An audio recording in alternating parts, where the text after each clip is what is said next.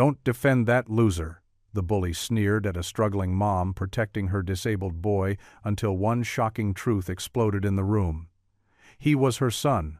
Before we get into the story, comment below where in the world you are watching from today. The warm Sunday morning sun streamed through the windows of First Baptist Church as Claire Thompson gathered her worn Bible and hymnal. Her son Ethan sat beside her, his leg braces gleaming under the fluorescent lights. His small hands held his beloved harmonica, a gift from his grandmother before she passed. "Can we go to the diner today, Mom?" Ethan asked hopefully, his blue eyes bright. "Please? I saved up my allowance." Claire's heart squeezed. She had been picking up extra shifts at the grocery store, but money was still tight. Yet the eagerness in Ethan's face made her smile. "You know what? That sounds like a wonderful treat. You've been such a good helper this week." Ethan beamed, carefully pushing himself up from the pew. His metal braces creaked softly as he found his balance. Several church members smiled kindly as they passed, though Claire noticed Mrs. Henderson's pitying glance. She held her head high, gently guiding Ethan toward the exit. The short walk to Mason's family diner took longer with Ethan's careful steps, but Claire never rushed him. She matched his pace, breathing in the crisp autumn air. The bell above the diner door chimed as they approached. "I can get it, Mom," Ethan insisted, reaching for the heavy glass door. Claire hesitated but stepped back, watching proudly as her son gripped the handle with determination. His tongue poked out slightly as he concentrated, bracing himself against his metal supports to pull the door open. "After you, ma'am," he said with an exaggerated bow that made Claire laugh. She ruffled his sandy brown hair as she passed.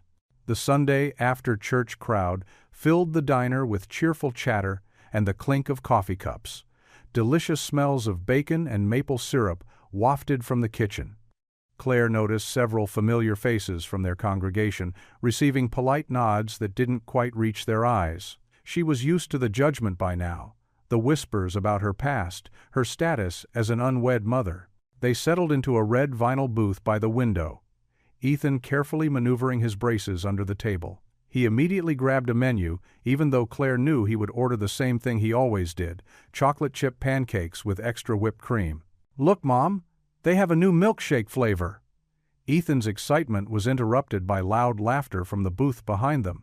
A group of boys from Ethan's class sat there, already dressed in their Little League uniforms for afternoon practice. Claire saw Ethan's shoulders tense slightly, but he kept his eyes on the menu.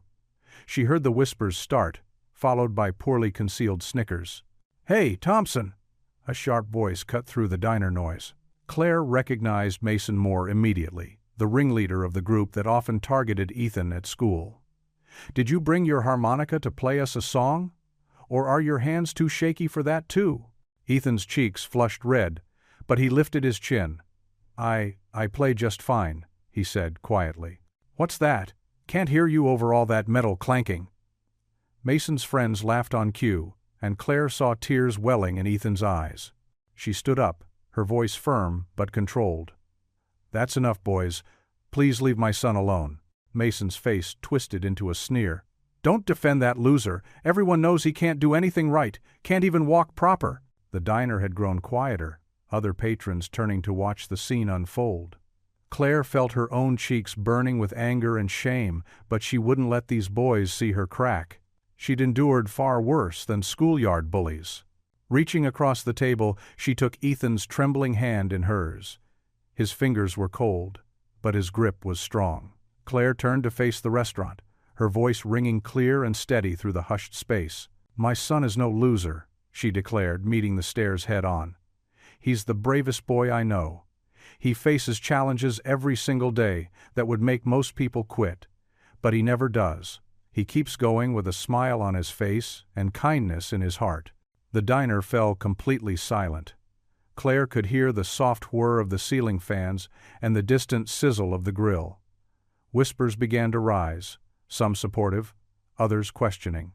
She recognized the judgmental tones she'd heard so many times before, but she didn't care. All that mattered was the way Ethan's hand had stopped trembling in hers, and the small, proud smile that now played at the corners of his mouth. Whatever came next, they would face it together, just as they always had. In the heavy silence, an elderly woman at the counter suddenly murmured something that made Claire's blood run cold. "That Moore boy. Isn't he Daniel's son?" The words hung in the air like storm clouds, threatening to break open a past Claire had worked so hard to keep buried. She kept her focus on Ethan, on his brave little smile, refusing to let old wounds distract her from what mattered most, protecting her son. The whispers grew louder, spreading through the diner like wildfire. Claire heard fragments of conversation. Daniel's other son. Never knew. What a scandal. But she remained standing tall, her hand firmly clasped with Ethan's, a living shield against the cruel words and judging eyes. In that moment, she was no longer just a single mother struggling to make ends meet. She was a lioness protecting her cub, and nothing could shake her resolve. Mason's face had taken on an odd expression, confusion mixing with his earlier cruelty as the adults around him continued their hushed conversations. But Claire didn't give him or anyone else the satisfaction of a reaction. She'd spent too many years building her walls, creating a safe haven for Ethan, to let them crumble now. The diner manager, a heavy-set man with kind eyes, finally stepped forward from behind the counter. "Is there a problem here?" he asked, his gaze sweeping from Claire to Mason's table and back again. The question hung in the air, loaded with unspoken tension. Claire could have told him about the bullying, could have demanded the boys be removed. Instead, she squeezed Ethan's hand once more and replied with quiet dignity, "No problem at all. My son and I were just about to order our Sunday treat."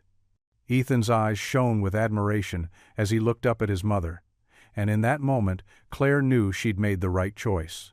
They wouldn't let bullies chase them away from their special tradition. They wouldn't give anyone the satisfaction of seeing them retreat.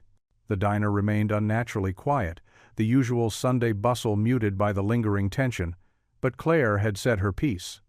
She'd defended her son, stood her ground, and shown Ethan that sometimes the bravest thing you can do is hold your head high in the face of cruelty.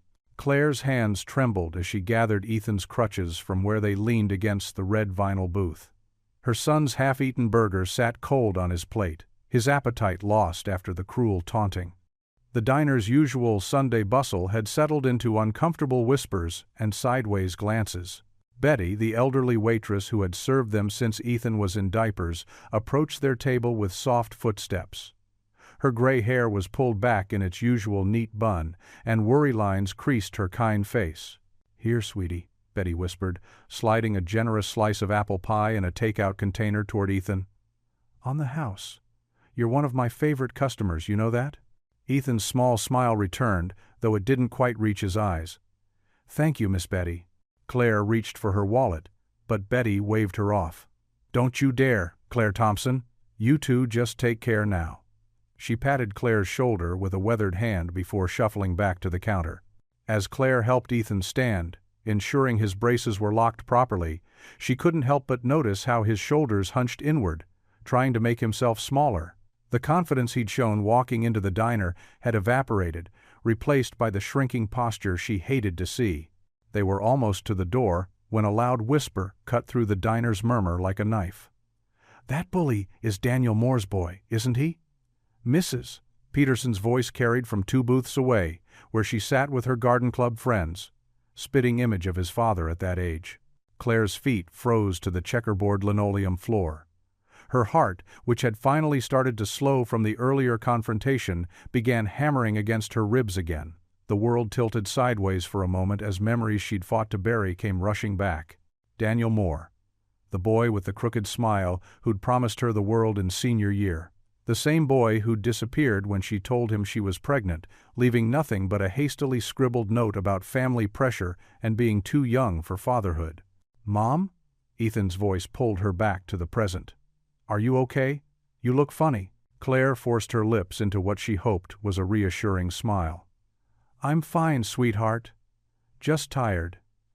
But her mind was racing, connecting dots she'd somehow missed before.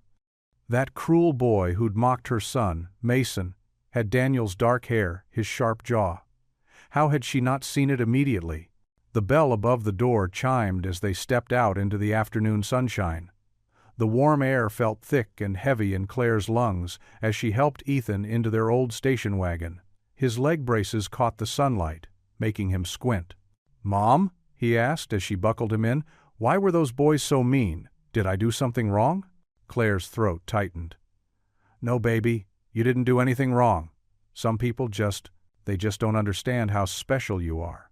She kissed his forehead, lingering a moment longer than usual. The drive home was quiet except for the rattling of the car's aging engine. Claire's knuckles were white on the steering wheel as memories of Daniel flooded back.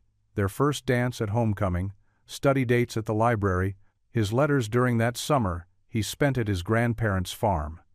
Then the final memory, standing alone in the rain, clutching that goodbye note, while their small town buzzed with gossip about the preacher's daughter's fall from grace. At home, Ethan was exhausted from the emotional morning. Claire helped him change into his comfortable clothes and settled into the old rocking chair that had been her mother's.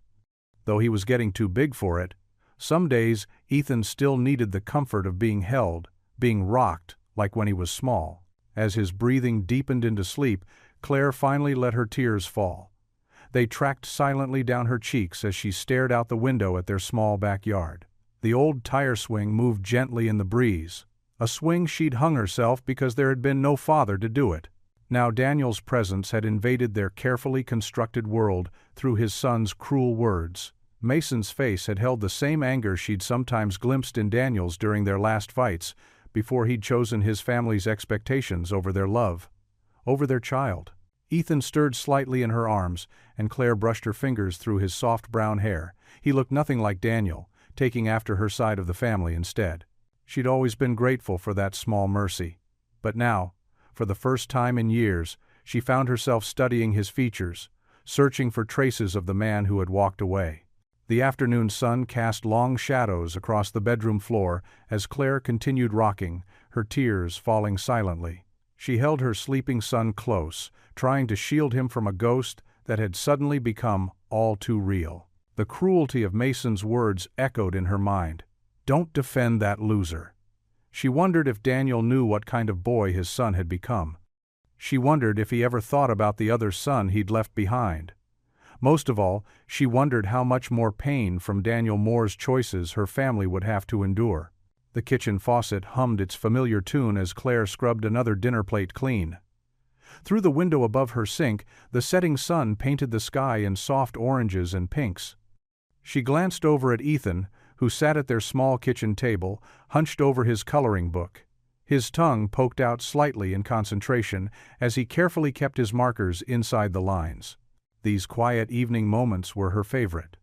Just her and her boy, safe in their modest home, away from the stares and whispers that had followed them at the diner. The memory of Mason's cruel words still stung, but here, they could just be themselves.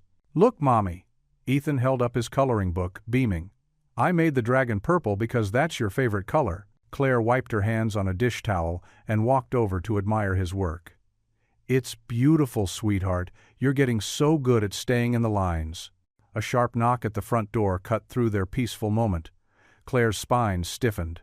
They rarely got visitors, especially at this hour. Another knock, more insistent this time.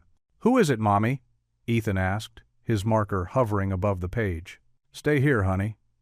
Claire smoothed her hair with trembling fingers and walked to the door.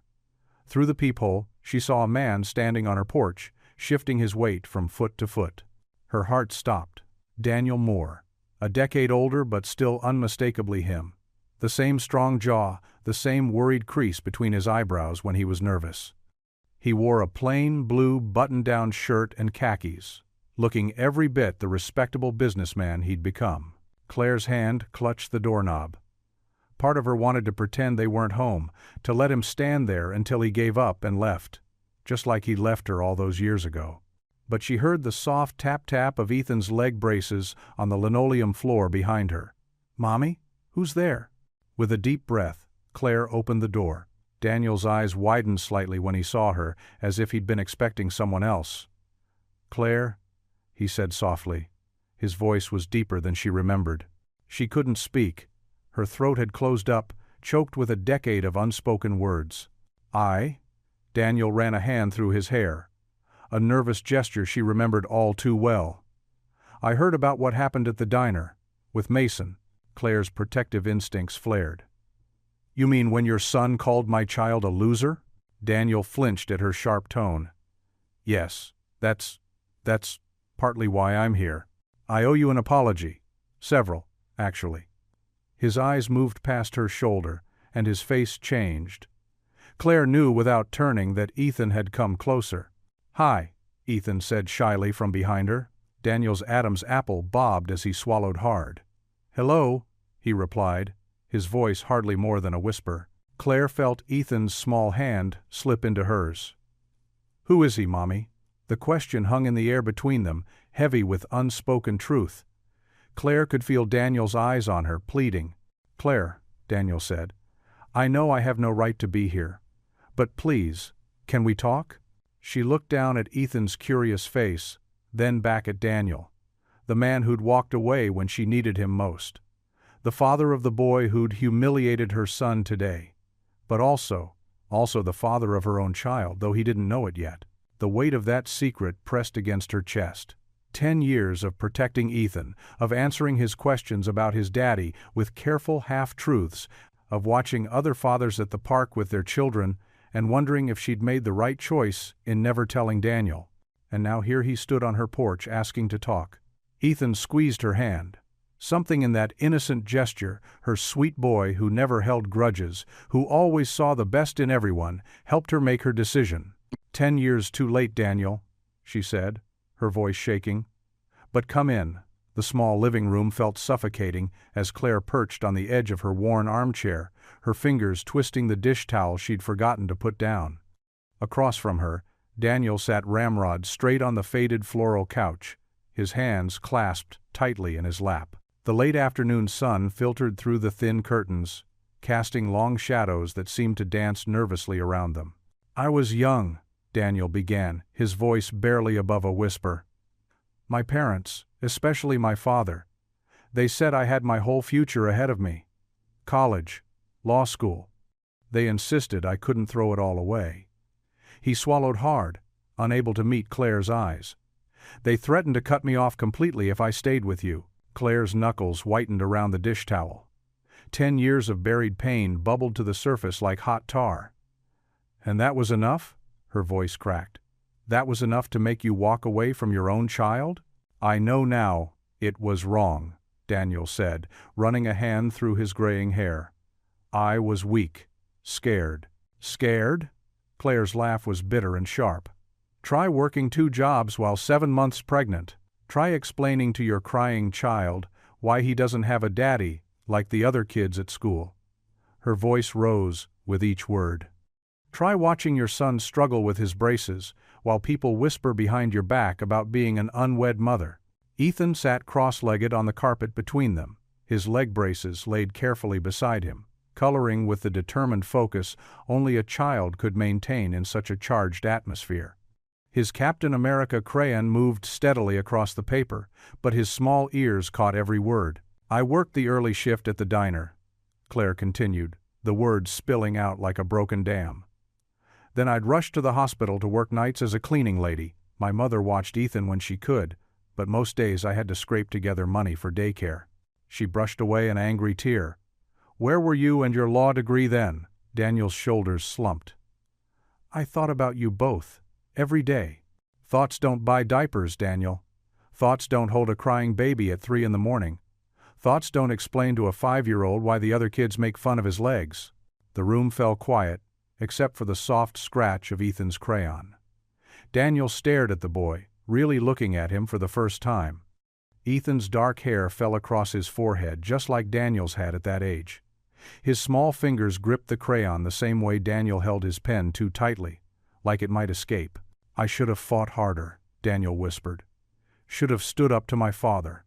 Found a way to support us myself. But you didn't." Claire's voice was flat. "You chose the easy path, your fancy house, your perfect new family, your son who—" She stopped herself, remembering Mason's cruel words at the diner. Ethan looked up from his drawing then, his innocent eyes moving between the 2 adults. His crayon stilled. "Mommy says you're my daddy." The words hung in the air like suspended crystal, fragile and sharp. Daniel's eyes filled with tears, and he pressed his lips together to keep them from trembling. Claire's anger drained away, replaced by a fierce protectiveness as she watched her son's hopeful face. Daniel's voice broke.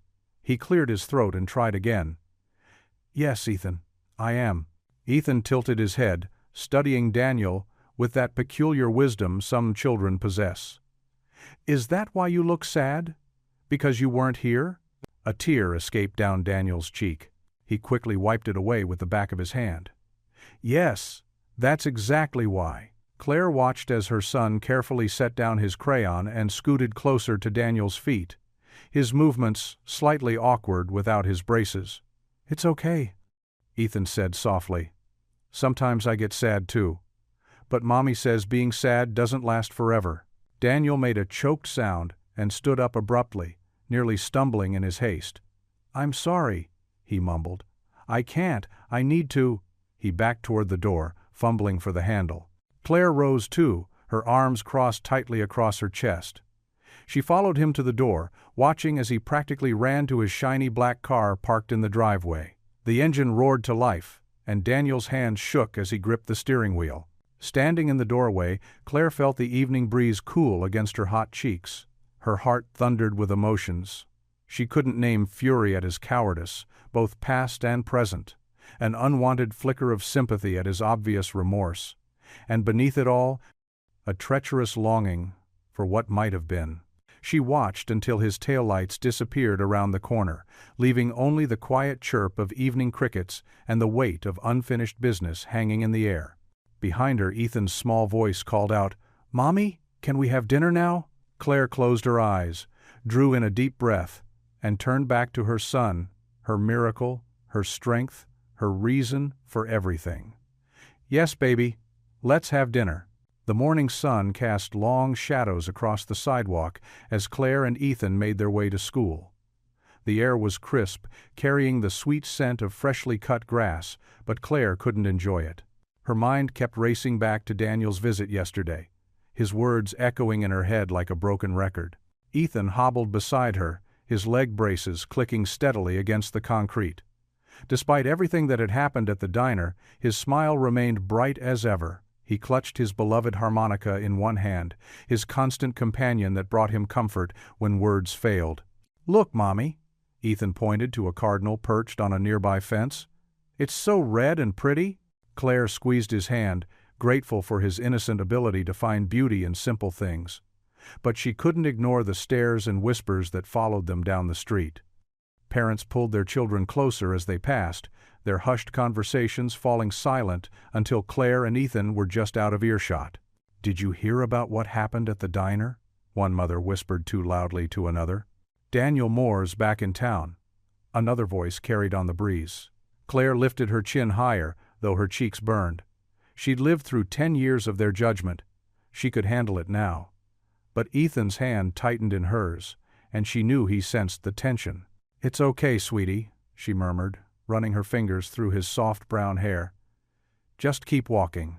They were almost to the school gates when she heard the scuffing of running feet behind them. Claire's heart sank as Mason's voice rang out, harsh and mocking. "Hey, robot legs!" Mason called, his footsteps getting closer. "Did the mechanic oil your joints this morning?" Ethan's shoulders hunched, his free hand moving to touch one of his braces self-consciously. Claire opened her mouth to defend him, but before she could speak, a tall figure stepped between them and Mason. Daniel stood there, his broad shoulders blocking Mason from view. He wore a plain work shirt and jeans, his face stern as he looked down at his older son.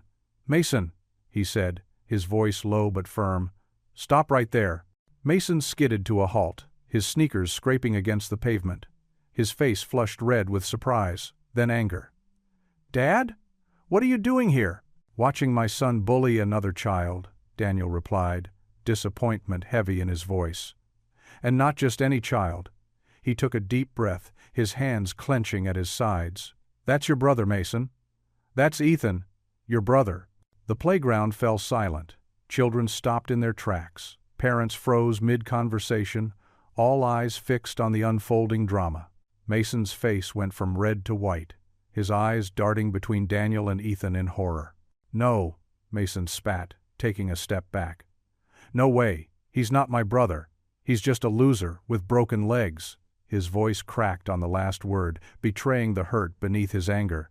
Claire pulled Ethan closer, feeling him trembling against her side. He pressed his face into her jacket, trying to hide from the stares of his classmates. The harmonica in his hand shook slightly. "Mason," Daniel's voice was sharp now, "you don't talk about your brother that way. You don't talk about anyone that way." But Mason was already backing away, his face twisted with betrayal. "He's not my brother," he shouted again, louder this time. "And you're not my dad anymore." He turned and ran, shoving through the gathering crowd of onlookers. Daniel made a move to follow him, then stopped, torn between his two sons. He turned to Claire and Ethan, his eyes full of pain and regret. "I'm so sorry," he said softly. "I should have handled that better. I should have talked to him first, prepared him somehow." Claire said nothing, just held Ethan tighter. Her son's small body shuddered with silent tears against her side. Daniel knelt down to Ethan's eye level, his voice gentle. "Hey, buddy, don't let what Mason said hurt you. He's confused right now. But I'm going to fix this." Ethan peeked out from Claire's jacket, his eyes red but curious. Daniel reached out as if to touch his shoulder, then stopped himself, looking up at Claire for permission. She gave a slight nod, and Daniel's hand came to rest on Ethan's arm. "I won't walk away this time," he promised, looking between them both. "I'm going to make this right." Claire met his gaze, years of broken trust and lonely nights reflected in her eyes. She wanted to believe him. For Ethan's sake, she wanted so badly to believe. But she'd heard promises before, watched them shatter like glass on the kitchen floor the night Daniel left. Her expression held only doubt as she guided Ethan toward the school entrance, leaving Daniel standing alone in the morning sunday. The whispers followed them inside, but Claire kept her head high, even as her heart ached for both her son and the young boy who'd just learned his father had another family. The school bell rang, its cheerful tone a stark contrast to the heavy atmosphere. Claire knelt to hug Ethan goodbye, wiping the last tears from his cheeks. "Be brave today, my love," she whispered, straightening his jacket. "You're stronger than they know." Ethan nodded, clutching his harmonica like a shield. As he made his way down the hallway, his braces clicking against the linoleum floor, Claire watched him go with a mixture of pride and worry. Her son had inherited her strength, but she wondered how much more weight his young shoulders could bear. The doorbell chimed through the modest house just as Claire finished washing the dinner dishes. Her hands trembled slightly as she dried them on a worn dish towel. Through the kitchen window, she could see Daniel's truck parked in front of their small home, its dark blue paint gleaming under the streetlights. "Who is it, Mommy?" Ethan called from the living room where he sat working on his homework. Claire smoothed her hair and straightened her simple cotton blouse. It's Daniel," she answered, trying to keep her voice steady. When she opened the door, Daniel stood awkwardly on the porch, holding a small paper bag in his hands. The porch light caught the silver threading through his dark hair, making him look older than she remembered from that morning. His eyes held a mix of hope and uncertainty. "I thought, maybe I could spend some time with Ethan," he said, his voice soft and hesitant. Claire nodded slowly and stepped aside to let him in. The house suddenly felt smaller, with his presence filling the narrow hallway. She watched as he removed his work boots, noting how carefully he placed them beside Ethan's much smaller orthopedic shoes. "Ethan," Claire called, "you have a visitor." The sound of Ethan's braces clicking against the hardwood floor preceded him as he made his way from the living room. His eyes widened when he saw Daniel, and he stopped a few feet away, suddenly shy. Daniel crouched down to Ethan's level, pulling something from the paper bag. "Hey, buddy, I brought you something." He held out a shiny red toy car, its chrome details catching the light. "I remember being your age and loving these." Ethan glanced at Claire, seeking permission. At her slight nod, he stepped forward and carefully took the car. His fingers traced the smooth metal surface with wonder. "It's just like the one in my book," he whispered. "Really?" Daniel's face brightened. "Would you show me?" Claire watched as Ethan led Daniel to the living room, his braces forgotten in his excitement. She followed them, settling into her usual spot in the worn armchair, while Daniel sat cross-legged on the carpet beside Ethan. Ethan pulled out his favorite book about cars from the small bookshelf. "See?" He pointed to a picture of a classic red sports car. "Just like this one." "That's a '65 Mustang," Daniel said, genuine enthusiasm in his voice. "I used to work on cars like that in high school. Your grandpa, my dad, taught me everything about engines." Something squeezed in Claire's chest at the mention of Daniel's father, the man who had helped pressure Daniel to leave her all those years ago. But Ethan was captivated, his eyes wide with wonder. "Could you teach me about cars, too?" Ethan asked softly, hope threading through his words. Daniel's eyes met Claire's for a moment, seeking approval. She found herself nodding slightly, unable to deny the joy blooming on her son's face. "I'd like that very much," Daniel replied, his voice thick with emotion. They spent the next hour on the floor, Daniel showing Ethan how to make engine sounds as they raced the toy car across the carpet. Claire watched them, her heart a tangle of conflicting emotions. She saw glimpses of the boy she'd fallen in love with, in Daniel's gentle laugh, in the way his eyes crinkled at the corners when he smiled. But she also remembered the man who had walked away, leaving her to face pregnancy and motherhood alone. When Ethan's bedtime approached, Daniel helped him put away the car and book. "Thank you for letting me visit," he said, standing awkwardly by the door. "Maybe we could do this again." "I'd like that," Ethan said, surprising them both by wrapping his arms around Daniel's waist in a quick hug. Claire saw Daniel blink rapidly, his hand gentle on Ethan's shoulder. "Good night, buddy. Sleep well." After Daniel left, Claire helped Ethan with his nighttime routine, changing into pajamas, brushing teeth, adjusting his leg braces for sleep. As she tucked him into bed, Ethan gazed up at her with those innocent eyes that could melt her heart in an instant.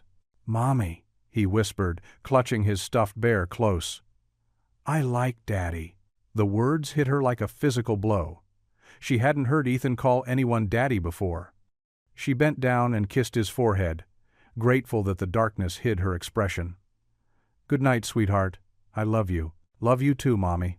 She waited until his breathing evened out, before quietly closing his door. In the kitchen, she stood at the sink, staring out at the night through the window.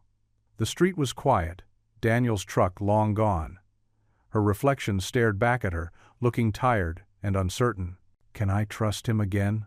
she whispered to herself, her words barely audible in the empty kitchen. The question hung in the air, unanswered, while the clock on the wall ticked steadily on.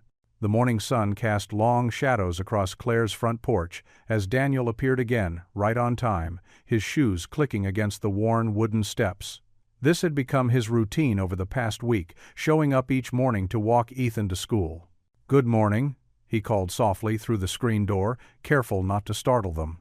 Inside, Ethan's face lit up at the sound of Daniel's voice. He fumbled with his backpack straps, his leg braces clicking as he hurried to the door. "Daddy's here, Mom!" Claire's heart clenched at the word, Daddy. She watched as Ethan struggled with his jacket zipper, wanting to help but knowing he needed to learn independence. Daniel waited patiently on the porch, and she had to admit he never rushed Ethan, never showed frustration at the extra time it took. "Remember your homework folder," Claire reminded gently, passing it to him. She nodded curtly to Daniel but avoided his eyes. The walk to school had become their daily ritual. Daniel walked on Ethan's left side, matching his slower pace without comment. Claire always trailed a few steps behind, watching their interactions with guarded eyes. "Did you practice that math we worked on yesterday?" Daniel asked Ethan. "Yeah. Mom helped me review before bed, too." Ethan beamed up at him. "Will you come help again today?" "If your mom says it's okay," Daniel replied, glancing back at Claire. She pressed her lips together but nodded. The homework sessions had started 3 days ago. Daniel would sit at their small kitchen table, patiently explaining multiplication tables while Claire prepared dinner, her back turned to them but ears alert to every word. At school, Mason stood by the entrance with his friends. His face darkened when he saw them approach. "There's the circus parade," he muttered loud enough for them to hear. Daniel's shoulders tensed. "Mason!" he warned, but Mason had already turned away, shoving past a younger student as he disappeared into the building. Claire saw the hurt flash across Daniel's face, the way his hand tightened on Ethan's shoulder. "See you after school, champ," Daniel said to Ethan, forcing cheerfulness into his voice. That afternoon, Daniel arrived with a pizza for their homework session. "Thought we could make it fun," he explained, setting it on the counter. Claire wanted to object she had chicken defrosting, but Ethan's excited gasp stopped her. "Real pizza? From Tony's?" "The very best." Daniel smiled, opening the box. The rich smell of melted cheese filled the kitchen. They settled into their usual spots at the table, math worksheets spread between slices of pizza. Claire busied herself organizing the pantry, stealing glances at them. Daniel had a way of breaking down problems that made Ethan laugh, using silly stories about pizza toppings to explain fractions. "You're getting really good at this," Daniel praised, and Ethan straightened in his chair. The door suddenly burst open. Mason stood there, face flushed with anger. "So this is where you've been hiding," he spat at Daniel. "Playing happy family?" "Mason, we talked about this." Daniel started, rising from his chair. "You're welcome to join." "Join what? The loser club?" Mason's eyes landed on the pizza box. "Having dinner with them now, too?" "That's enough," Claire snapped, moving to stand between Mason and Ethan, but Mason wasn't finished. His eyes landed on the toy car Daniel had given Ethan, sitting proudly on the windowsill. In 3 quick strides, he snatched it up. "This, what he bought you?" Mason sneered at Ethan. "Trying to buy your love like he does with me?" "Mason, put it down," Daniel ordered, his voice sharp. Instead, Mason's fingers tightened around the car. With a sudden, violent motion, he smashed it against the wall. Pieces of red plastic scattered across the linoleum floor. Ethan's gasp was like a punch to Claire's gut. She watched tears well in her son's eyes as he stared at the broken pieces of his treasure. "You'll never be my brother," Mason spat, his voice trembling with emotion. "Never." He turned and ran, leaving the door wide open behind him. Daniel stood frozen, torn between his 2 sons. The pizza grew cold on the table, forgotten. Claire knelt beside Ethan, who had slid from his chair to gather the broken pieces. His small hands shook as he tried to fit them together. "I'm so sorry," Daniel whispered, his voice thick with shame. "I'll get you another one, Ethan. A better one." But Ethan just clutched the broken pieces to his chest, tears rolling down his cheeks. Claire pulled him close, feeling his body shake with silent sobs. "Maybe," Claire said quietly, still holding Ethan. "We need to slow this down." Daniel's face fell, but he nodded. The weight of his 2 worlds colliding hung heavy in the air. Outside, the sun was setting, casting long shadows across the broken toy car pieces scattered on their kitchen floor. The homework papers lay abandoned on the table, pizza grease seeping into the margins where Ethan had so proudly written his answers. Claire's carefully constructed walls felt both necessary and suffocating as she watched Daniel gather his coat, his movements heavy with defeat. "I'll figure this out," he promised from the doorway, but his voice carried the same uncertainty Claire had heard 10 years ago. She said nothing, just held Ethan tighter as the door clicked shut behind Daniel. In the sudden quiet of their kitchen, Ethan whispered against her shoulder, "It's okay, Mommy. I can fix it." But they both knew he wasn't just talking about the toy car. Claire closed her eyes, breathing in the familiar scent of her son's hair, trying to shield him from the complicated adult world that kept finding ways to hurt him. The broken pieces of the toy car lay scattered at their feet, a perfect metaphor for the fragile hope they'd all been nurturing these past few days. The old wooden church doors creaked open as Claire and Ethan made their way up the familiar steps that Sunday morning. The white paint was peeling in places, just like always. But something felt different today. Daniel stood waiting at the top, dressed in a crisp blue button-down shirt and khakis, looking as nervous as she felt. Ethan's face broke into a wide smile at the sight of his father. His leg braces squeaked slightly as he quickened his pace, one hand still firmly gripping Claire's. "You came," Ethan whispered excitedly to Daniel. The regular church crowd was filing in around them, and Claire could feel their stares burning into her back. Mrs. Peterson nearly tripped over her own feet doing a double-take. The Williams family stopped their usual rush for their favorite pew to gawk openly. "Let's sit in the back," Claire suggested quietly. But Ethan was already pulling them toward the middle section where they usually Saturday. Daniel followed, a respectful step behind. The hard wooden pew creaked as they settled in, Ethan in the middle, Claire and Daniel on either side of him. The familiar scent of old hymnals and lemon furniture polish filled the air, but it did little to calm Claire's nerves. She could hear the whispers starting already. "Did you see who just walked in? Together? After all these years? Well, I never." Mrs. Martinez, who sat in the pew behind them, leaned forward and squeezed Claire's shoulder. "It's good to see you all here," she whispered, and Claire wasn't sure if the comment was meant to be kind or cutting. The organ music started, drowning out some of the murmurs, but Claire could still feel dozens of eyes on them. Ethan seemed oblivious to the attention, happily sandwiched between his parents as he fumbled with his hymnal. Daniel reached over to help him find the right page, and their synchronized movement looked so natural it made Claire's chest ache. Pastor Jenkins took his place at the pulpit, his weathered face scanning the congregation. His eyes lingered just a moment too long on their pew, and Claire's stomach tightened. She knew that look. "Today," Pastor Jenkins began, his voice warm but firm, "we're going to talk about forgiveness." He paused, and Claire could have sworn he was looking right at her. Not the easy kind of forgiveness, not forgiving someone who accidentally steps on your toe or takes the last cookie. No, we're going to discuss the heavy kind of forgiveness, the kind that feels impossible. Claire's hands twisted in her lap. Beside her, Ethan swung his legs, his braces making soft tapping sounds against the pew. Daniel sat perfectly still, his posture rigid. "Forgiveness," Pastor Jenkins continued, "is not about forgetting. It's not about pretending the hurt never happened. It's about choosing to release the burden of bitterness, even when every human instinct tells us to hold on to it." The words seemed to echo off the stained glass windows. Claire could feel the congregation shifting, stealing glances at their pew. Her cheeks burned. Sometimes, Pastor Jenkins's voice grew softer, more intimate. "The hardest person to forgive is someone we once loved deeply. Someone who broke our trust in ways we never thought possible." Ethan reached for Claire's hand, sensing her tension. His small fingers intertwined with hers, offering comfort he didn't even know she needed. "But remember this." Pastor Jenkins raised his voice again. "Forgiveness is not a sign of weakness.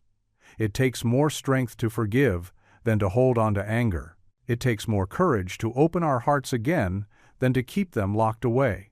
The sermon continued, but Claire barely heard the rest. Her mind was a whirlwind of memories. Daniel walking away all those years ago, nights spent crying herself to sleep, the whispers and judgment of the town, Ethan asking about his daddy. When the service finally ended, Claire thought she could escape quickly, but it seemed the entire congregation had other plans. They descended like a flood. "Claire, honey, it's so wonderful to see you all together," Mrs. Baker gushed, her eyes gleaming with barely concealed curiosity. "Daniel Moore, welcome back," Mr. Johnson boomed, clapping Daniel on the shoulder while giving Claire a questioning look. "Ethan must be so happy," Miss Sarah from the choir cooed, though her tone suggested she had opinions about the situation. They pressed in from all sides, some offering genuine smiles, others barely disguising their judgment behind painted-on pleasantries. The air felt thick, suffocating. "Your boy's growing up so handsome," said Mrs. Wilson before adding in a stage whisper, "just like his father." "We've been praying for this," Mrs. Thompson declared, though Claire couldn't remember her ever offering so much as a casserole during the hard years. Claire felt trapped in a tide of well-meaning but overwhelming attention. Every comment, every knowing look, every pat on the arm felt like another weight pressing down on her chest. Daniel stood awkwardly nearby, accepting his own share of greetings and subtle interrogations. "We should get going," Claire finally managed, her voice strained but firm. "Ethan needs his lunch." The drive home was quiet, except for the soft hum of the car engine and the occasional creak of Ethan's braces as he shifted in the back seat. The church's white steeple grew smaller in the rearview mirror, but Claire could still feel the weight of all those eyes, all those expectations. Her knuckles were white against the steering wheel, her grip too tight, when Ethan's voice broke through the silence. "I'm glad Daddy came to church with us," he said simply, his voice full of innocent joy. Claire's fingers tightened even more on the wheel, but she didn't respond. She couldn't. The simple happiness in her son's voice made everything more complicated, more painful, and somehow more hopeful all at once. The school gymnasium buzzed with excitement as parents filed into rows of metal folding chairs. Handmade decorations hung from the walls, and a makeshift stage stood at the front, complete with a red curtain that had seen better days. The air smelled of floor wax and nervous energy. Claire sat rigidly in her seat, clutching her purse with white knuckles. She hadn't expected Daniel to show up, but there he was, 3 rows ahead, looking just as tense as she felt. Her eyes kept darting between him and Ethan, who waited backstage with the other performers. "Next up," announced Mrs. Peterson, the music teacher, "we have Ethan Thompson playing Amazing Grace on the harmonica." Claire's heart squeezed as Ethan emerged from behind the curtain. His leg braces clicked softly against the wooden stage as he made his way to the microphone stand, which Mrs. Peterson quickly adjusted to his height. His small fingers clutched his beloved harmonica, a thrift store find that had become his treasure. A snicker rippled through the audience, followed by a loud whisper that cut through the quiet like a knife. "This ought to be good," Mason's voice dripped with sarcasm. He sat with a group of boys who immediately joined in his laughter. Ethan's shoulders hunched slightly, but he kept his eyes forward, just like Claire had taught him. Her chest ached with the effort of staying in her seat, of not rushing to shield him from the cruel words. Then, something unexpected happened. Daniel stood up, his chair scraping against the floor with a screech that made everyone turn. His face was flushed with anger, but his voice rang clear and strong through the gymnasium. "That's my son," he declared, pointing at Ethan. "And he's braver than any of you." The gymnasium fell silent. Mason's face turned red, his mouth hanging open in shock at his father's public declaration. A few rows back, someone started clapping. Then another person joined in, and another, until the whole room filled with applause. Ethan's face lit up like a sunrise. He glanced at Daniel, then at Claire, before lifting the harmonica to his lips with trembling hands. The first few notes wavered uncertainly in the air. Claire held her breath, remembering all the hours Ethan had practiced in their small kitchen, determined to master the instrument. Slowly, the familiar melody of Amazing Grace took shape, growing stronger with each note. Though not perfect, the simple tune carried through the gymnasium with a sweetness that made Claire's eyes water. She watched as other parents swayed gently to the music, some closing their eyes in appreciation. Even some of Mason's friends had stopped smirking and listened with genuine interest. Daniel remained standing throughout the entire performance, his stance protective and proud. The sight of him there, publicly claiming Ethan as his son, defending him against his own firstborn, it stirred something in Claire's heart she thought had died long ago. When Ethan finished, the applause was genuine and enthusiastic. Mrs. Peterson wiped a tear from her eye as she helped him down the stage steps. Several parents reached out to pat his shoulder as he made his way back to his seat, his face glowing with achievement. Outside after the show, the spring evening was cool and fresh. Parents and children streamed out of the gymnasium, their chatter and laughter floating on the breeze. Ethan spotted Daniel waiting by the oak tree and ran to him as fast as his braces would allow. "Dad," he called out, the word still new and precious on his tongue. "Did you really mean what you said? About me being brave?" Daniel knelt down to Ethan's level, his eyes serious. "Every word," he said softly. "You're the bravest person I know." Ethan threw his arms around Daniel's neck, hugging him tightly. Claire watched as Daniel's arms came up to embrace his son, holding him close, as if making up for all the hugs he'd missed over the years. Standing there in the gathering dusk, Claire felt the walls around her heart crack just a little. The sight of them together, Ethan's small frame against Daniel's broader one, the matching curve of their dark heads, painted a picture of what could be. For the first time in 10 years, she allowed herself a small smile, daring to dream of a future where they could be more than broken pieces, where they could be a family.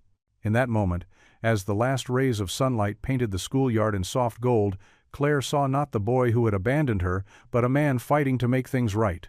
And maybe, just maybe, that was worth something. The talent show's applause still echoed in Claire's mind as she drove home that evening.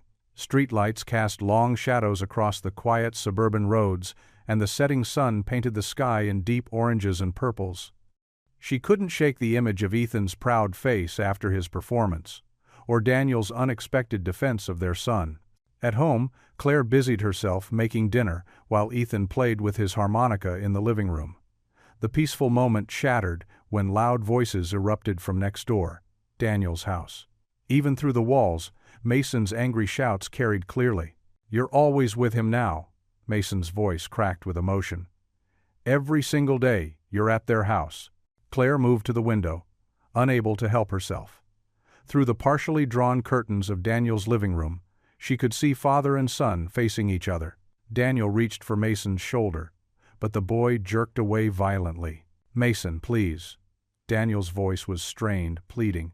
"You're my son too. I love you both." "No." Mason's face twisted with fury and pain. "You love him more than me.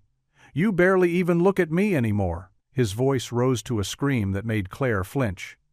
"Ever since you found out about that loser—" "Don't call him that." Daniel's sharp tone cut through the air. "See? You're defending him again?" Mason's eyes filled with tears. "I hate you. I hate both of you." The sound of a slamming door echoed through the neighborhood. Claire watched as Mason sprinted down the street, disappearing into the growing darkness. Daniel stood in his doorway, calling after him, but Mason was already gone. Minutes stretched into an hour. Claire paced her living room, glancing repeatedly at her phone. She'd sent Ethan to bed early, not wanting him to worry. The clock ticked past 9, then 10. Finally, her phone rang, making her jump. "Claire?" Daniel's voice was thick with panic. "Have you seen Mason? He's not answering his phone. None of his friends have seen him." Claire's heart clenched. Despite everything Mason had done, he was still just a hurting child. "No, I haven't. Should we call the police?" "I've already called them. They say we need to wait longer before filing a missing persons report." Daniel's breathing was ragged. "God, Claire, what have I done?" "He's out there somewhere, alone, thinking I don't love him." "I'll help you look," Claire said, surprising herself. "Let me call Mrs. Henderson to watch Ethan." Within 20 minutes, Claire joined the search. She drove through familiar streets while Daniel checked Mason's favorite spots: the school playground, the baseball field, the arcade downtown. Other parents from church joined in, forming a network of searching cars and worried voices on phone calls. The night grew colder. Claire's hands trembled on the steering wheel as she turned down another empty street. Her mind kept going to dark places. Mason hurt, lost, or worse. Whatever his faults, he was just a confused 13-year-old boy dealing with changes he didn't understand. Near midnight, Claire's phone buzzed with a text from Daniel, checking the old train station. She remembered that abandoned place from her own childhood, a favorite spot for kids to hide when they wanted to be alone. Without hesitation, she turned her car in that direction. She found Daniel's truck parked haphazardly near the station. The old building loomed dark and imposing against the night sky. Daniel stood on her porch, his shoulders shaking. In the dim porch light, she could see tears streaming down his face. "He's not there," Daniel choked out. "I've looked everywhere. Claire, I've failed them both. I abandoned Ethan before he was even born, and now I've driven Mason away too." His legs seemed to give out, and he sank to the porch steps, burying his face in his hands. "What kind of father am I?" Claire stood there, frozen. Part of her wanted to turn away, to let him suffer as she had suffered all those years ago. But another part, the part that had seen him trying so hard these past weeks, made her steps forward.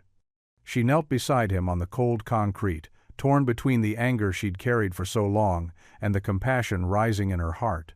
Daniel's sobs filled the night air, raw and broken. His pain was real as hers had been all those years of raising Ethan alone.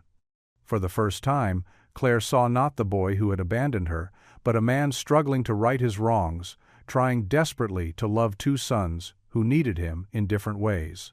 She remained beside him, silent but present, as the night grew darker around them. The sound of approaching police sirens wailed in the distance, and Claire prayed they would bring news of Mason's whereabouts. The red and blue lights began to flash against the houses, drawing closer, while Daniel continued to shake with grief on her porch steps. The morning sun cast long shadows across Claire's front yard as police cars lined the quiet street. Their red and blue lights flashed silently, painting the neighborhood in an eerie glow. Claire hugged Ethan close, watching as Officer Jenkins spread a map across the hood of his patrol car. "We've got teams covering these areas," the officer said, pointing to sections marked in red, "but we need volunteers for the rest." Daniel stood nearby, his face pale and drawn. Dark circles under his eyes revealed he hadn't slept. His hands trembled as he touched the map. "I'll take the woods behind the school.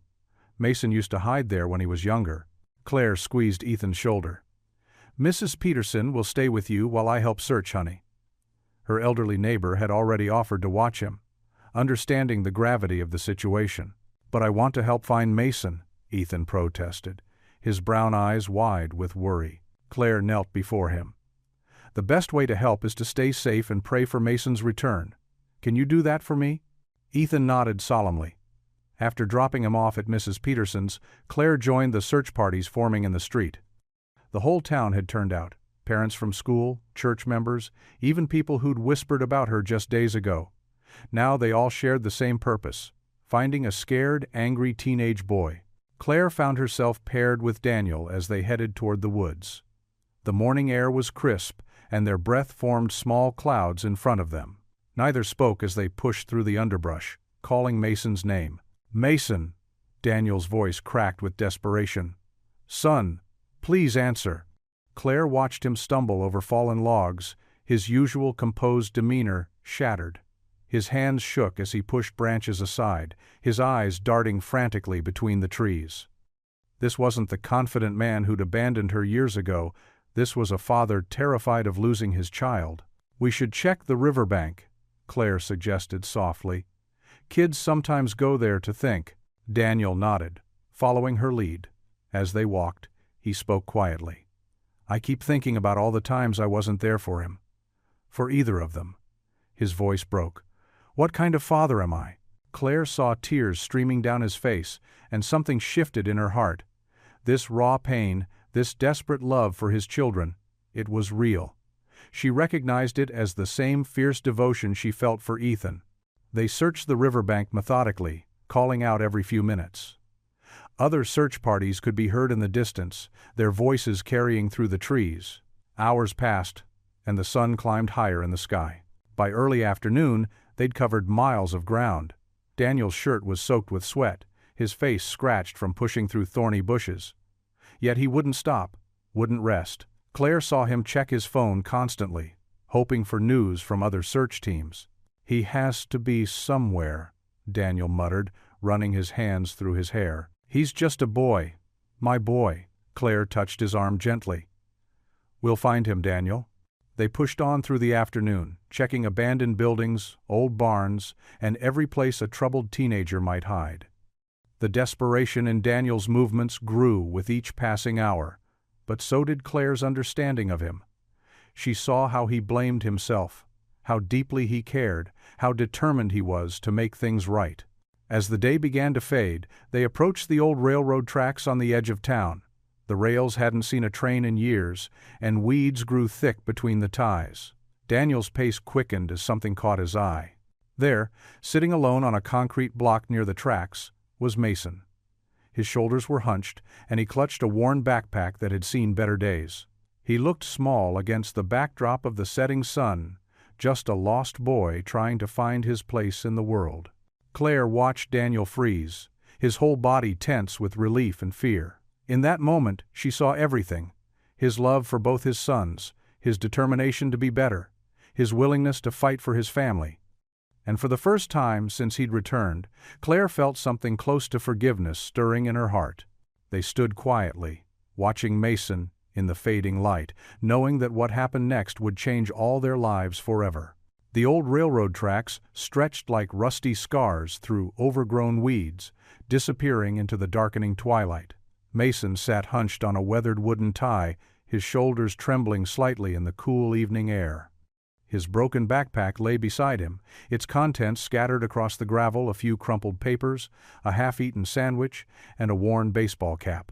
Daniel approached slowly, his footsteps crunching on the loose stones. He didn't say a word, just lowered himself onto the railroad tie next to his son, leaving enough space between them to not feel crowding. The silence stretched between them, filled only by distant crickets and the occasional car passing on the highway beyond the trees. Mason's jaw clenched, but he didn't move away. His eyes remained fixed on the ground, where he kicked at loose rocks with the toe of his sneaker. A tear rolled down his cheek, but he quickly wiped it away with his sleeve. "I hate him," Mason finally whispered, his voice cracking. "I hate how everyone looks at him like he's so special, like he's better than me." Daniel didn't interrupt. He just listened, his hands clasped loosely between his knees. "You're always there for him now," Mason continued, his words tumbling out faster. "Walking him to school, helping with homework, watching him play that stupid harmonica. What about me? What about all the times I needed you?" Mason's voice rose, echoing against the trees. "I'm your son too. I was here first, but now I'm just invisible." His shoulders shook as he tried to hold back sobs. Daniel's heart cracked open. He turned toward Mason, his own eyes filling with tears. "Son," he said softly, "you're right. I wasn't there for you either. Not like I should have been." Mason glanced up, surprised by the admission. "I made so many mistakes," Daniel continued, his voice thick with emotion. "I walked away from Ethan before he was born. I wasn't the father you needed when you were growing up. I failed both of you in different ways." He reached out slowly, placing a gentle hand on Mason's shoulder. When his son didn't pull away, Daniel squeezed softly. "But Mason, loving Ethan doesn't mean I love you less. My heart has room for both of you. It always has." Mason's face crumpled. "But you're always with him now. You never look at me the way you look at him." "Oh, Mason." Daniel's voice broke. He shifted closer, pulling his son against his chest. "I look at you and I see all the years I wasted, all the moments I missed. When you hit your first home run, when you won the spelling bee in 4th grade, when you broke your arm falling from Tommy's treehouse, I should have been there. The shame of that eats at me every day." Mason's resistance crumbled. He leaned into his father's embrace, his shoulders shaking with quiet sobs. Daniel held him tighter, his own tears falling freely now. "I'm trying to make things right with Ethan," Daniel whispered into his son's hair. "But that doesn't mean I'm trying to replace you. You're my firstborn, Mason. My heart broke every time I had to leave you with your mom, every weekend that ended too soon. I need you to know that." They sat together as the sky darkened, father and son wrapped in an embrace that began healing years of hurt. Mason's sobs gradually quieted, but he didn't pull away. "I don't know how to be his brother," Mason admitted quietly. "Everyone thinks I'm horrible for being mean to him." Daniel stroked his son's hair. "We'll figure it out together. All of us. Being a family means making room for everyone, even when it's hard. Even when we're scared or angry or confused." Mason nodded against his father's chest. "I'm sorry I ran away," he mumbled. "I just couldn't. I couldn't stand feeling so alone anymore." "You're not alone," Daniel assured him firmly. "Not anymore. I promise you that, Mason. No matter what happens with Ethan and Claire, you will always be my son, and I will always love you." Finally, Mason lifted his head, wiping his eyes with the back of his hand. In the growing darkness, he looked younger, more vulnerable. "Dad?" he asked hesitantly. Will you stay with me tonight? Just us?" Daniel pulled his son close again, pressing a kiss to the top of his head. "Of course I will, buddy, as long as you need." At the edge of the clearing, Claire stood quietly, holding Ethan's small hand in hers. She watched the scene unfold, her heart softening at the raw emotion between father and son. For the first time since Daniel's return, she saw beyond her own pain and bitterness. She saw a man fighting to right his wrongs, to heal the wounds he'd caused in both his sons' lives. Ethan squeezed her hand gently. "Is Mason okay, Mommy?" he whispered. Claire looked down at her son's concerned face, so full of innocence and compassion despite everything he'd endured. "Yes, sweetheart," she murmured. I think he will be. As they stood there in the growing darkness, Claire's eyes met Daniel's across the clearing. In that moment, something shifted between them, a crack in the wall she'd built around her heart. For the first time, she saw not the boy who had abandoned her, but the man who was fighting to become the father both his sons deserved. The headlights of Daniel's truck swept across Claire's modest front porch as he pulled into the driveway. Mason sat quietly in the passenger seat, his eyes red and puffy from crying, while Claire and Ethan waited by the front door. The night air felt heavy with unspoken words and fragile possibilities. Daniel helped Mason out of the truck, keeping a protective arm around his shoulders. The boy looked smaller somehow, more vulnerable than his usual tough exterior allowed. His broken backpack dangled limply from one hand. "Come in," Claire said softly, stepping aside to let them pass. "It's getting cold out here." The living room felt cramped with all of them inside, yet somehow less lonely. Claire busied herself in the small kitchen, pulling out mugs, while the others settled awkwardly onto the worn couch and armchair. The familiar sound of milk heating on the stove filled the silence. "Would you like some hot cocoa?" she called, her voice gentler than usual. "I always make it for Ethan when he's had a rough day." Mason looked up, surprised by the offer. He glanced at his father, who nodded encouragingly. "Yes, please," Mason mumbled, his voice hoarse from crying. Ethan, who had been watching Mason with wide, concerned eyes, spoke up. "Mom makes the best hot cocoa. She puts tiny marshmallows on top and everything." Claire returned from the kitchen carrying a tray with 4 steaming mugs, each topped with a handful of mini marshmallows. The rich scent of chocolate filled the room. She handed the first mug to Mason, who accepted it with trembling hands. "Careful, it's hot," she warned, the motherly tone in her voice automatic and sincere. Daniel watched as she distributed the remaining mugs, his eyes following her movements with a mix of gratitude and wonder. This simple act of kindness, this extension of grace, meant more than any words could express. They sat together, sipping their cocoa in what started as an awkward silence, but slowly transformed into something more comfortable.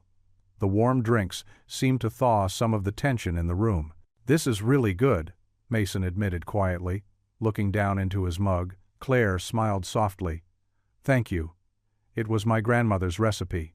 Ethan, always quick to bridge gaps, scooted closer to Mason on the couch. "Do you want to see my harmonica collection? I have 3 now." Mason glanced uncertainly at his father, then back at Ethan. Maybe tomorrow? I'm kind of tired right now." "That's okay," Ethan replied cheerfully. "We can do it another time." The simple exchange brought tears to Daniel's eyes. He blinked them away quickly, but Claire noticed. Their eyes met briefly across the room, sharing an unspoken understanding. The clock on the wall ticked softly as they finished their cocoa. Ethan, worn out from the day's emotions, gradually began to lean against Daniel's arm. His eyelids grew heavy as he fought to stay awake. "I should probably get Mason home," Daniel said quietly, but Ethan had already slumped against his shoulder, fast asleep. Claire watched them for a moment, her son peaceful against Daniel's shoulder, Mason curled up in the armchair with his empty mug clutched in his hands. The scene before her looked almost like the family she'd once dreamed of, though marked by years of pain and separation. Without a word, she retrieved a soft blanket from the hall closet. With gentle movements, she draped it over Daniel and Ethan, careful not to wake her sleeping son. The gesture felt significant somehow, like a first step towards something new. Mason watched this tender moment, his expression a mixture of longing and uncertainty. Claire turned to him, holding out another blanket.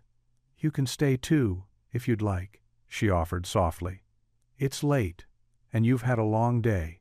The boy's eyes widened slightly, then filled with tears again. He nodded, accepting the blanket and pulling it around himself like a shield. Daniel reached out with his free arm and squeezed Mason's hand. "Get some rest, son. We're all here." The living room settled into a peaceful quiet, broken only by Ethan's soft breathing and the gentle hum of the heating vent. Outside, crickets chirped their nighttime symphony, and a cool breeze rustled through the trees. Inside, 4 people who had been strangers that morning sat together, connected by invisible threads of healing and hope. Claire sank into her favorite reading chair, watching over her unexpected family gathering. The walls she'd built around her heart didn't crumble completely, but perhaps, she thought, they had developed a few small windows. The steady drip, drip, drip of the kitchen sink had been Claire's constant companion for weeks now. She'd tried fixing it herself, but the leak persisted, a nagging reminder of all the things she struggled to handle alone. When Daniel offered to help, she hesitated. Accepting help meant lowering her guard, something she'd avoided for 10 long years. But here he was, on a Wednesday afternoon, lying on his back under her sink, toolbox open beside him. Ethan sat cross-legged nearby, watching with fascination as Daniel explained what each tool did. Mason had stayed after school for baseball practice. A small mercy that made this moment less complicated. "Hand me that wrench, buddy?" Daniel asked, pointing. Ethan eagerly grabbed it, beaming at being helpful. Claire stood by the counter, arms crossed, watching their interaction. The scene felt domestic, almost normal, and that scared her more than she wanted to admit. "I think I see the problem," Daniel said, his voice echoing slightly in the cabinet. "The gasket's completely worn out. No wonder it's been leaking." "I tried fixing it with plumber's tape," Claire admitted, remembering her frustrated attempts. "That was smart thinking," Daniel said, sliding out from under the sink to look at her. "But sometimes temporary fixes just delay the real problem." The weight of his words hung in the air between them. Claire knew he wasn't just talking about the sink anymore. "Ethan," she said softly, "why don't you go work on your homework? I'll call you when dinner's ready." Ethan looked between them, sensing the shift in atmosphere. "Okay, Mommy." He gave Daniel's leg a quick pat before leaving the kitchen. Once Ethan's footsteps faded down the hall, Claire sank into a kitchen chair. "You can't just fix everything with a wrench, Daniel." He sat up, wiping his hands on a rag. "I know that, Claire. But I'm trying. Every day, I'm trying." "Trying doesn't erase what happened," she said, her voice tight with emotion. "Do you know what it was like? Being 18, pregnant, and alone? Having your family spread rumors about me while you just disappeared?" Daniel's shoulders slumped. "I was a coward," he admitted, the words seeming to physically pain him. "My father threatened to cut me off, said he'd make sure I lost my college scholarship. My mother cried about how I was ruining my future." He shook his head. "But those are excuses, not reasons. I should have fought for you. For Ethan." Claire blinked back tears. "I worked 2 jobs until I could barely stand. The church ladies would whisper when I walked by, wondering what I'd done to drive you away. And Ethan," her voice broke. "He asked about you. Every birthday, every Christmas. I ran out of ways to explain why his daddy didn't want him." "I wanted him," Daniel whispered. "I wanted you both. I wasn't strong enough then to admit it." "And now?" Claire challenged. "What's different now?" Daniel met her gaze steadily. "Now, I've lived with the consequences of being a coward.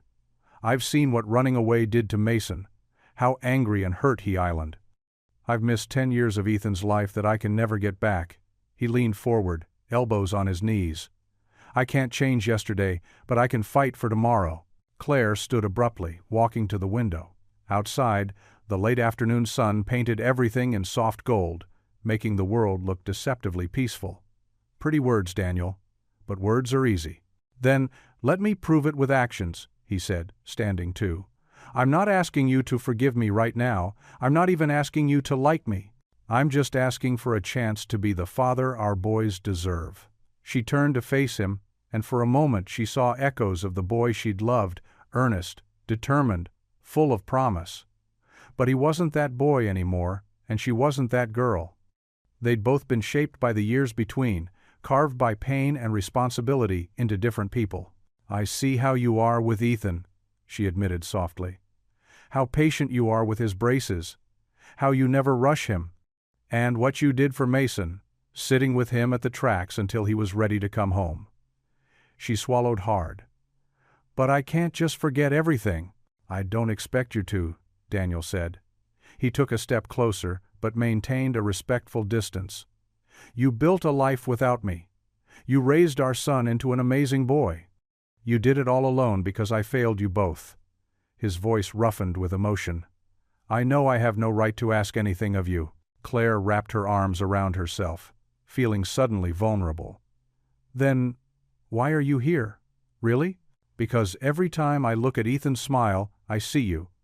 Every time he shows that quiet determination, that's all you, Claire. And it reminds me of everything I threw away." Daniel ran a hand through his hair, a gesture so familiar it made her heart ache. "I threw away the chance to be there when he took his first steps," said his first words. "I threw away the chance to help you through the hard days, to celebrate the good ones." Tears slipped down Claire's cheeks now, unchecked. "Stop," she whispered. "I threw away the chance to be the man you believed I could be," he continued, his own eyes glistening. "But I'm here now, asking if there's any way to build something new. Not what we had, that's gone. But something different. Something that puts our boys first." Claire brushed at her tears, trying to steady herself. Everything she'd built, all the careful walls and protective barriers, felt like they were crumbling. "I don't know if I can trust you yet," she whispered, the words catching in her throat. Daniel nodded slowly, understanding in his eyes. "Then let me earn it." The sink chose that moment to drip again, a quiet reminder of unfinished business. They both looked at it, then back at each other, and something shifted in the air between them. Not forgiveness, not yet, but perhaps the first tentative step toward it. The automatic doors of Wilson's grocery slid open with a familiar whoosh.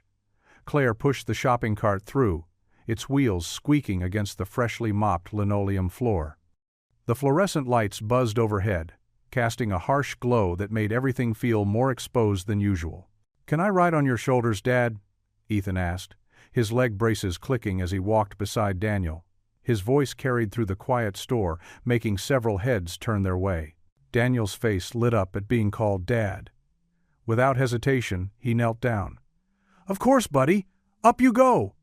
He lifted Ethan carefully, making sure not to bump the leg braces, and settled him securely on his shoulders. Ethan's delighted giggle echoed through the produce section. Mrs. Peterson, arranging tomatoes in her basket, stopped to stare. She nudged her friend Martha, and their whispers followed Claire down the aisle. "Well, would you look at that?" Daniel Moore playing daddy after all these years. Claire's shoulders tensed, but she kept pushing the cart forward. Mason trudged behind them, hands stuffed in his pockets, trying to look as uninvolved as possible. "We need cereal," Claire announced, consulting her list. "Mason, could you help grab the boxes from the top shelf?" Mason rolled his eyes but moved toward the cereal aisle. "Whatever," he muttered, but Claire noticed he picked up his pace to keep up with them. As they turned down the cereal aisle, they nearly collided with Pastor Jenkins and his wife. The pastor's eyebrows shot up in surprise, but then his face softened into a warm smile. "Well, if it isn't the whole family, good to see you all together." Daniel's hand instinctively reached for Claire's shoulder, but he caught himself midway and let it fall back to his side.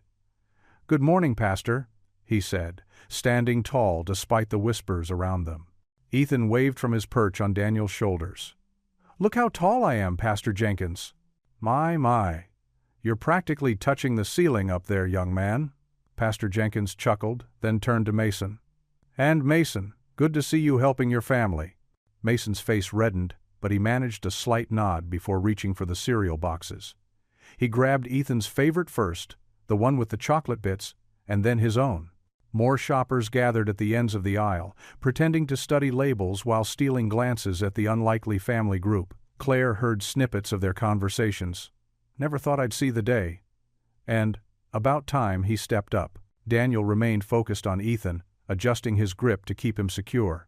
"Hey, buddy, want to help me pick out some apples after this? You've got the best view for spotting the good ones." "Yeah," Ethan beamed. "Can Mason help too?" Mason looked up from his phone, surprised at being included. Sure, whatever," he mumbled. But Claire caught the ghost of a smile tugging at his lips. They moved through the store together, an awkward but determined unit. Daniel kept Ethan on his shoulders, ducking carefully under doorframes between aisles, making the boy laugh each time. Mason gradually moved closer to the cart, occasionally tossing in items they needed without being asked. At the dairy section, they ran into Mrs. Hamilton, who had taught both Claire and Daniel in high school. She opened her mouth, likely to make some cutting remark about the past, but stopped short when she saw Daniel carefully lifting Ethan down to let him pick out his favorite yogurt flavor. "Mason, which kind do you like?" Ethan asked, holding up two different packages. Mason shrugged, but moved closer to look. "The blue one's okay, I guess. We can get both," Daniel said, his voice gentle but firm. "There's room in this family for everyone's favorites." Claire watched as Mason's defensive posture softened slightly. He reached out and helped Ethan put both yogurt packages in the cart. Near the checkout, they passed the Thompson twins, notorious gossips who had made Claire's life difficult years ago. But instead of shrinking away, Daniel spoke up clearly. "Ethan, wave to your friends. Show them how tall you are up there." Ethan waved enthusiastically, and to Claire's surprise, several shoppers, including the Thompson twins, waved back with genuine smiles. As they loaded groceries onto the checkout counter, Mason automatically started helping, organizing items by type, just as Claire always did. The cashier, Jenny, who had known Claire for years, looked between them all with undisguised curiosity. "Paper or plastic?" Jenny asked, her eyes darting between Claire and Daniel. "Paper," they both said simultaneously, then shared a quick glance. "I can carry 2 bags," Ethan announced proudly as Daniel lowered him to the ground. "I got it," Mason said, surprising everyone by picking up most of the bags himself. Just walk next to me, okay?" he added quietly to Ethan. "So you don't trip or whatever." Claire watched them head toward the exit together. Mason laden with bags but walking slowly enough for Ethan to keep up. Daniel hovering protectively nearby, ready to help if needed. The whispers and stares continued, but they felt different now. Less like judgment, more like witnessing something unexpected and perhaps wonderful. A warm feeling spread through Claire's chest as she followed her unusual family to the car. It wasn't perfect, far from it. But there was something different in the air now, something that felt less like shame and more like strength. They weren't hiding anymore, weren't apologizing for existing as they were. They were simply a family, figuring things out together, one grocery trip at a time. The school gymnasium hummed with excitement as parents and students filled the metal folding chairs, colorful paper chains draped across the basketball hoops, and a simple podium stood center stage beneath a banner that read, "Spring Awards Assembly." The squeaking of shoes against polished wood floors echoed through the space as late arrivals hurried to find seats. Claire sat between Daniel and Mason in the third row, fidgeting with the program in her hands. Ethan was somewhere backstage with the other students, and she couldn't help but worry about him managing the stairs in his leg braces. "He'll be fine," Daniel whispered, noticing her anxiety. He placed his hand gently over hers, steadying the crumpling paper. Mason slumped in his chair, arms crossed, looking like he'd rather be anywhere else. But Claire noticed how his eyes kept darting to the stage curtains, searching for a glimpse of his brother. Principal Watson stepped up to the microphone, tapping it twice. The feedback made everyone wince. "Good morning, parents and students. We're here today to recognize some very special achievements." Claire half listened through the academic awards and sports recognition, her heart quickening as they approached the character awards section. Ethan had been unusually secretive about something this past week, and now she understood why. He hadn't wanted to get her hopes up. "Our next award," Principal Watson announced, "is the Sarah Miller Kindness Award, given to a student who demonstrates exceptional compassion and helping spirit toward others."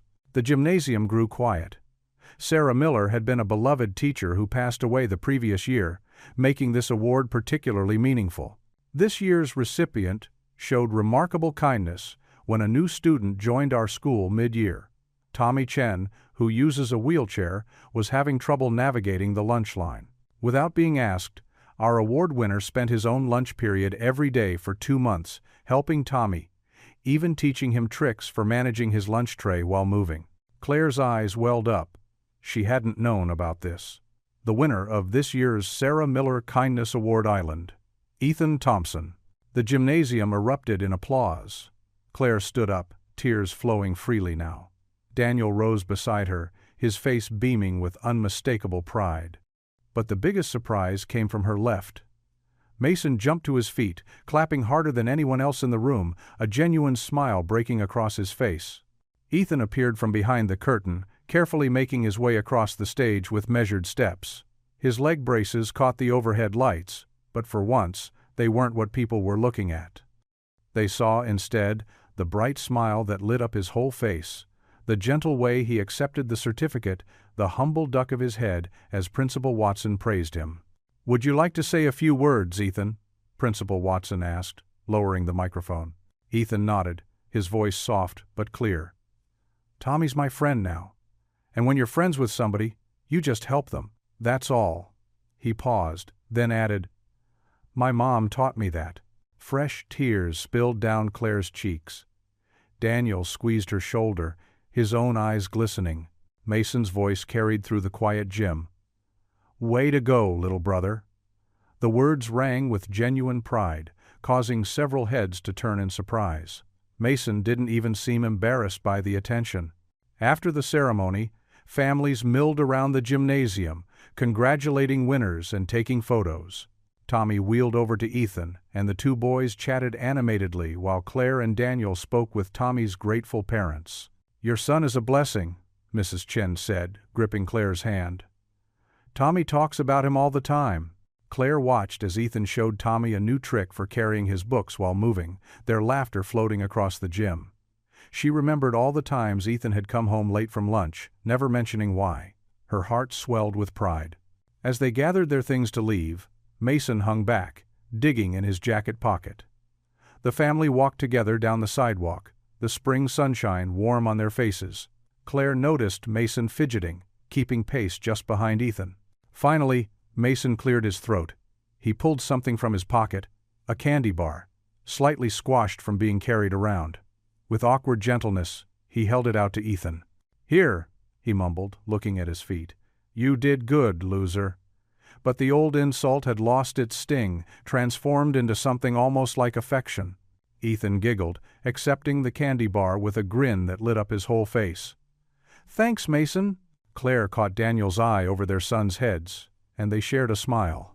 In that moment, watching Mason's gruff kindness and Ethan's easy forgiveness, she felt something shift and settle in her heart.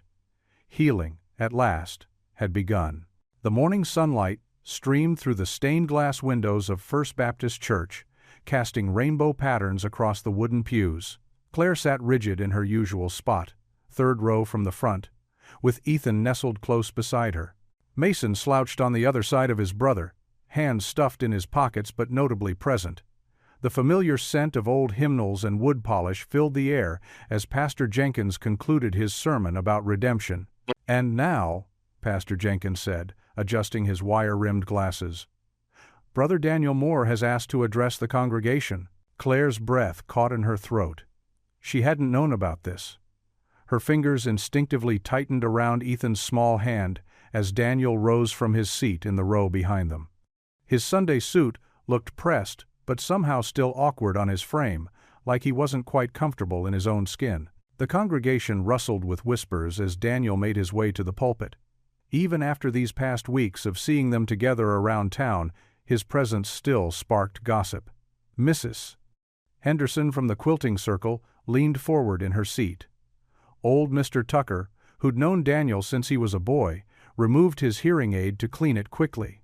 Daniel gripped the edges of the podium, his knuckles white. His voice trembled slightly as he began. 10 years ago, I made the worst mistake of my life," he said, his words echoing in the hushed sanctuary. "I let fear and family pressure drive me away from the greatest blessing God had given me, the chance to be a father." Claire felt her chest tighten. Ethan looked up at her, with those innocent eyes that held so much wisdom. "I abandoned Claire Thompson when she needed me most," Daniel continued, his voice growing stronger.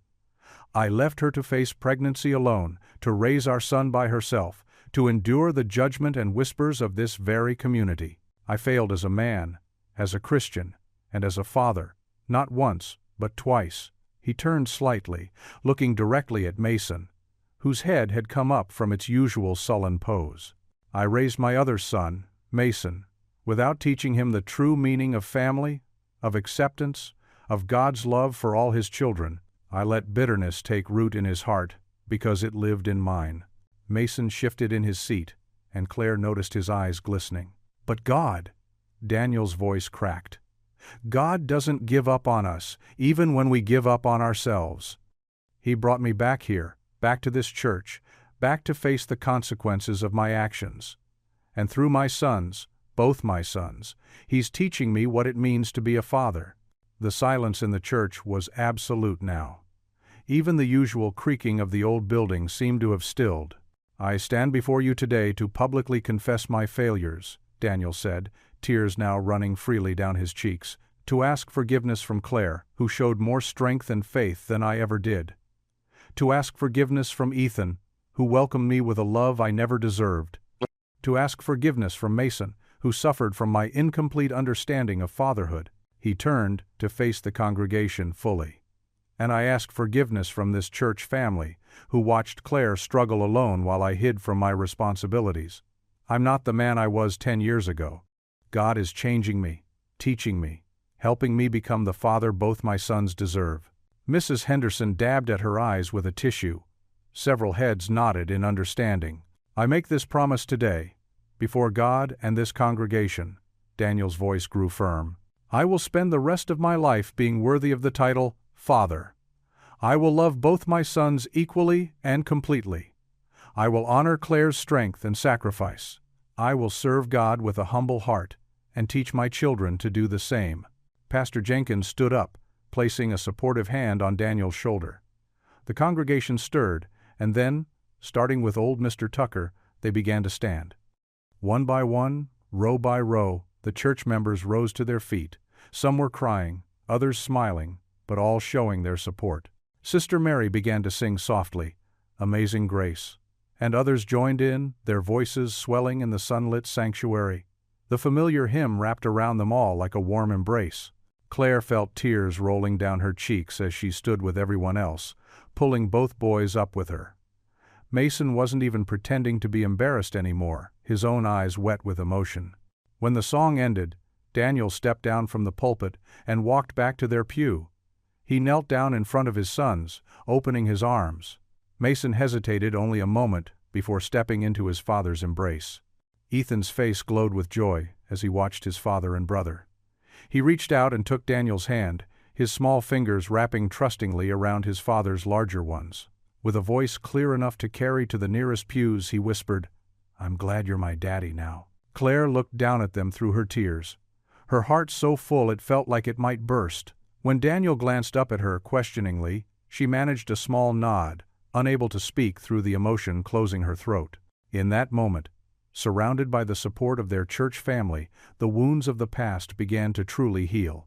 The kitchen glowed with early morning light as Claire moved between the stove and counter, the familiar rhythm of breakfast preparation feeling different today. The sizzle of bacon filled the air, mingling with the scent of fresh coffee and warm pancakes. She paused, wooden spoon in hand, taking in the scene before her. Mason, his dark hair still tousled from sleep, carefully arranged plates and silverware on the table. His movements were deliberate, a far cry from the angry boy who once stormed through the house. He caught her watching and gave a quick, shy smile before ducking his head back to his task. One fork goes on this side, right? He asked, his voice carrying none of its former edge. That's right, Claire answered softly, her heart warming at his effort to help. In the living room, Daniel sat on the worn couch beside Ethan, his large hands moving with gentle patience as he helped their youngest with his shoelaces. Ethan's leg braces made the simple task more challenging, but neither showed any frustration. Loop it like a bunny ear, Daniel demonstrated, his voice carrying that special tenderness he reserved for teaching moments. Then the other one. That's it, buddy. Ethan's face scrunched in concentration, his fingers working carefully. Like this, Dad? Perfect, Daniel praised, ruffling Ethan's hair. You're getting better at this every day. Claire turned back to the stove, blinking away unexpected tears. The word Dad still caught her off guard sometimes, not with pain anymore, but with a bittersweet joy. She remembered countless mornings of rushing through breakfast alone with Ethan, both of them trying to ignore the empty chairs at the table. "Mom?" Mason's voice broke through her thoughts. "Should I get the orange juice?" "Yes, please," she nodded, flipping the last pancake onto the growing stack. "And grab the syrup too." Daniel led Ethan to the table, helping him settle into his chair. The leg braces clicked softly against the wooden seat, a sound that had once drawn stares in public but now just belonged to their morning symphony. "Smells amazing," Daniel said, catching Claire's eye with a warm smile. She returned it, remembering how long it had taken for such simple exchanges to feel natural again. Mason poured juice into everyone's glasses, being extra careful not to spill. "Can I have 3 pancakes?" he asked, then quickly added, "Please?" "Of course," Claire said, bringing the platter to the table. "There's plenty." They settled into their seats, the morning sun painting golden squares on the checkered tablecloth. Ethan reached for his fork but paused, looking around the table with those wise eyes that sometimes seemed too old for his young face. "Can we say grace?" he asked. Daniel nodded, reaching for Claire's hand on one side and Mason's on the other. The circle completed as Mason took Ethan's hand and Claire clasped her youngest son's free one.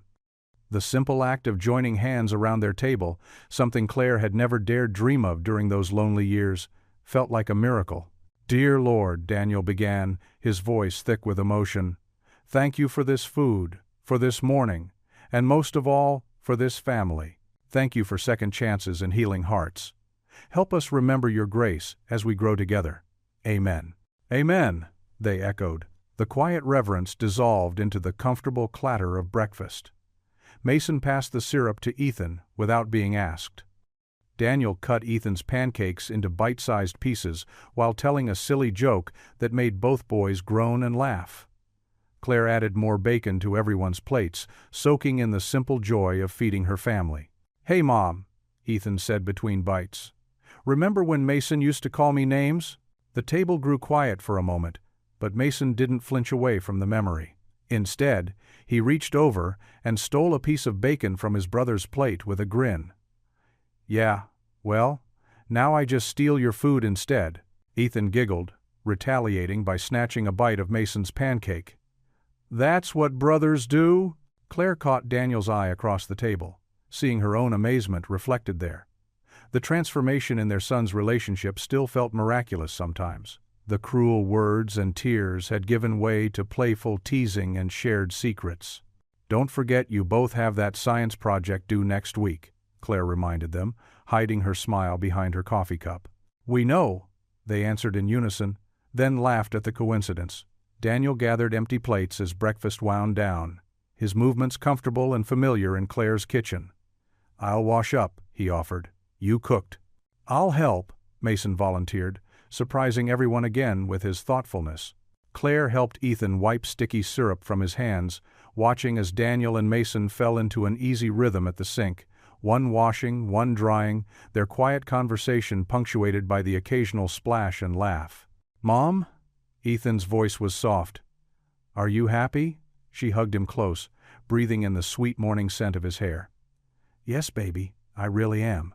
The kitchen cleanup finished, they gathered their things for the day ahead. Daniel helped Ethan with his backpack while Mason double-checked his homework folder. Claire grabbed her purse and car keys, pausing to straighten the family photo that now hung proudly in the entryway, all 4 of them smiling at last year's church picnic. Together, they stepped out onto the front porch. The morning sun wrapped them in warmth, birds singing in the old maple tree that had witnessed so many changes in their lives.